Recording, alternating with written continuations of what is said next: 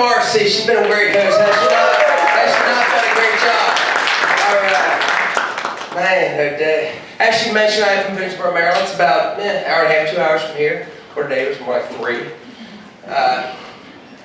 Yes, and I was a professional wrestler. I'm currently obviously in the comedy. I was on the Legends of Wrestling show, Legends of Wrestling tour, and their Dirty Road comedy tour. Who else can say that? More importantly, who would want to say that? I don't know. Oh man, I've been on television several times. I have. I was even on national television once. That's right.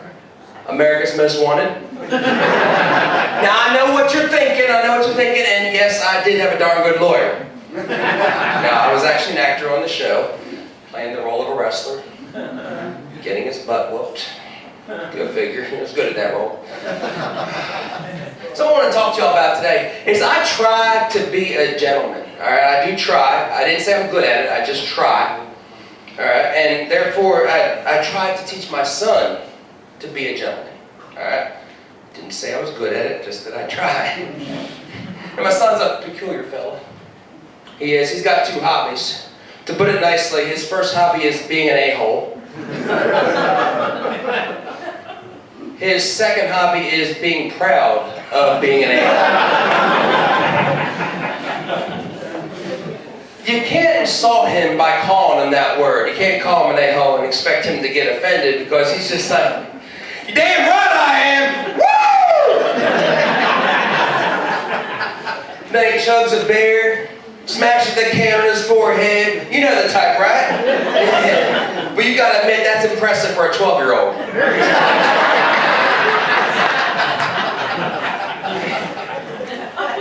So being the a-hole that my son so wants to be, he, in the last few months, has realized how many people have an aversion to the word moist. I saw a couple people cringing at the word moist right there. A lot of people don't like, I heard someone say "who" back there, I don't know, the lights are in my eyes. But, so therefore he says moist a lot, you know, as often as he can. Moist cake, moist tell-it, he just keeps saying moist. Moist. Moist as often as he can, just to irritate people. I don't know where he gets it from. So he was in school this past spring and leaned over to one of his friends, a little girl that's a friend of his, and he says, "Moist." And the teacher overheard this. Apparently she doesn't like the word moist either. Because she tells him this is sexual harassment. 12 years old, this is sexual harassment for saying the word moist. I don't know about you, but I'm pretty tired of this over-the-top political correctness crap. Aren't you? Are you tired of that? Threatens to write him up for sexual harassment at age 12 for saying the word moist. So I'm wondering, what kind of perverts they hired down at the Board of Ed? They associate the word moist and a 12-year-old boy with sex. Because for it to be sexual harassment, it must be of sexual nature. That's the bottom line right there. So I said, you know what? I'm going to call the principal and ask him what kind of perverts they're hiring. Wife says, "Oh, please, don't do that." I said, all right, I'll call the teacher and talk to her. My son says, "Oh, please, Dad, don't do that." I said, I got it. So I sent her an email. This is what the email said. "Please excuse my son from all moist activities today."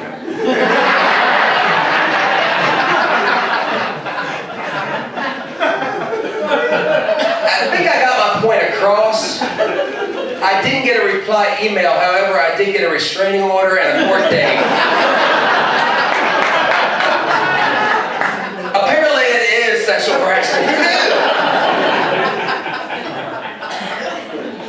Oh, this political correctness has gotten to me. My daughter, my 18-year-old daughter, she posted a meme not too long ago that said, "Friendly reminder.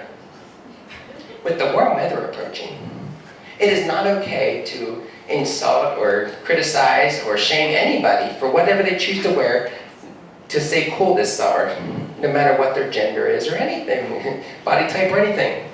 I said, "Oh, really? Wait till our family vacation to the beach." I've got a bright green speed Speedo. Size medium. I can get into a medium Speedo, they stretch. Not so confident about staying in that size medium Speedo. Stuff's gonna be squishing out there like the Play-Doh Fun Factory. Stuff coming out the front, stuff coming out the back. There may be some coming out the leg hole, we don't know.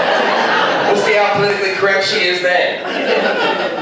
Oh, man.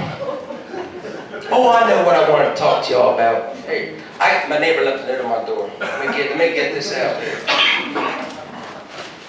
Now, being that before I read this, being that I try to be a gentleman, there is one word I don't want to say in mixed company, so I'm going to abbreviate the F-bomb. Is that okay with y'all? Sure. You like that? Yeah, I think we need that here. All right, so this is what the note says. Let me pull this down. This is what my neighbor left on my door. Your effing cats shit on my porch again. That's what he left. Your effing cats shit on my porch again. Now apparently what this neighbor is trying to tell me is that these cats, which he apparently is not very fond of, have defecated on his property. However, grammar is important. One grammatical error can completely change the entire meaning of what you're trying to say. In this particular case, my neighbor chose the wrong form of the word your. He spelled it Y-O-U''RE. This means you are. That's what this means. Now let's read this note again. Let me get this back up. You are effing cats. I did what? You're effing cats. That son of a bitch just accused me of bestiality. Of kitty cat copulation. Feline fornication. He accused me of pussycat penetration. What the hell's wrong with him? You are effing cats. Shit on my porch again! He is not requesting but demanding that I leave a fecal sample at his front door. He wants me to poop on his stoop! Drop the deuce on his doorstep! He wants me to pop the pounder on his patio. There is something really wrong with this guy. Man. Then he says, shit on my porch again.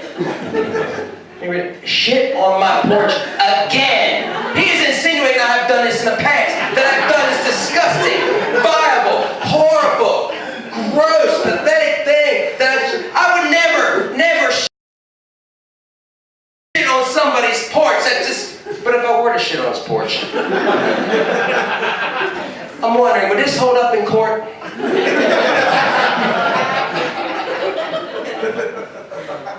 Your Honor, I have never participated in kitty cat coitus. However, I was merely trying to keep the peace with my neighbor by fulfilling his demands.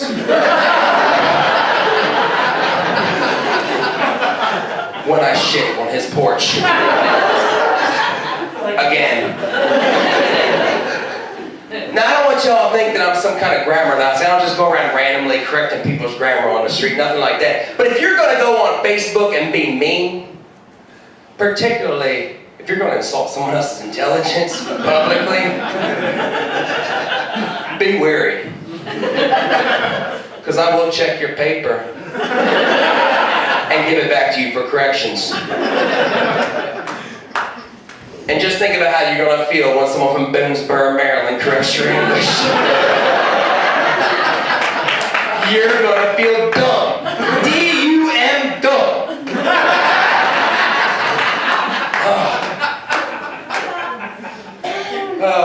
Like I said, I do live in Boonesboro, Maryland. Many people, they ask me, well, if you're from Boonesboro, Maryland, Where does that southern hillbilly accent come from? Alcohol. It's true. Right now I'm like 2, maybe 3 drinks away from calling my cousin and being like, so what you wearing? I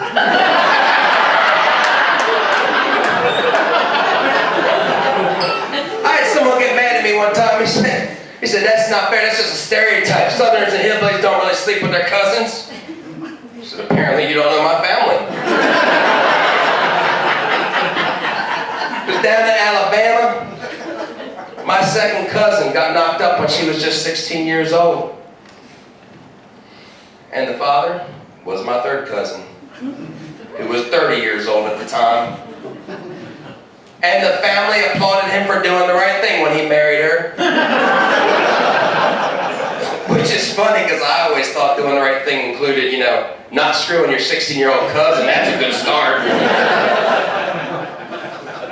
Oh, man. So, just yesterday was my wife and my 21st wedding anniversary. Woo! She applauded her. She grew up with my ass for 21 years. If she, I'm telling you what. Oh, man. I don't know if she deserves a medal or a psychological evaluation. Either way, I married up. If she was here, y'all know what I'm talking about. You'd be like, you married him? What the hell were you thinking? And she put up with me for 21 years. But I figure I must be doing something right? In fact, I think I'm pretty good at this whole relationship thing. I'm thinking about going into professional relationship counseling. Y'all think I'd be good at that? Yeah. I think so too. I mean, I'd be very professional about it. Like before the couples would come into my office, I put the bottle of bourbon away. I would. But before I go professional with this, I'm gonna give y'all some free relationship advice. All right? This is how my wife and I have stayed happy for 21 years. All right, so pay attention. You might want to take some notes on this. All right, so my wife and I have what we call a semi-open relationship. Okay, you know what an open relationship is, obviously. We have a semi-open relationship, and what I mean by a semi-open relationship is this: she gives me permission to screw just one other person. It's true. Whenever she's not in the mood, she tells me to go screw myself. All right, my time is up. My name is Nick Todd.